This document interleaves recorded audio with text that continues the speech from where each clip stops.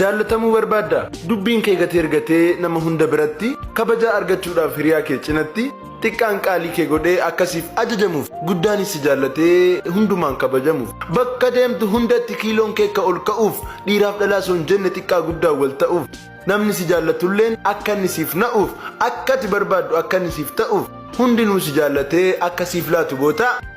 dafii fakkeessuu eegal dhugaa himtee maal goota. Dhugaadhuma sanaan namatti dhihaachuuf osoon fakkeessine of tahee jiraachuuf nama haqaa tahee osoon somne gonkumaa jiraachuu hawween ture anoo bara hundumaa edaanuu dhugaan kun eessaanuu sin gahu yooti fakkeessite kan namni siif nahu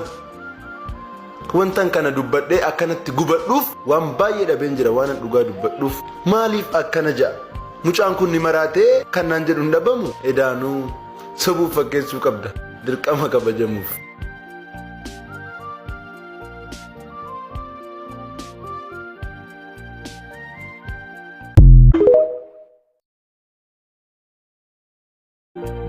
Jaalatamuu barbaadda dubbiin kee gatee ergatee nama hunda biratti kabaja argachuudhaaf hiriyaa kee cinatti xiqqaan qaalii kee godhee akkasiif ajajamuuf guddaanis si jaallatee hundumaan kabajamuuf bakka deemtu hundatti kiiloon kee ol ka'uuf dhiiraaf dhalaa son jenne xiqqaa guddaa wal ta'uuf namni si jaallatulleen akka inni siif na'uuf akka ati barbaaddu akka inni siif ta'uuf hundinuu si jaallatee akkasiif laatu goota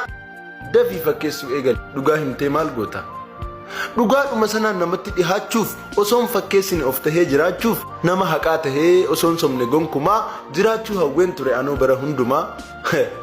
edaanuu dhugaan kun eessaanuu sin gahu yooti fakkeessite kan namni siif nahu wantan kana dubbadhee akkanatti gubadhuuf waan baay'ee dhabeen jira waan dhugaa dubbadhuuf maaliif akkana ja'a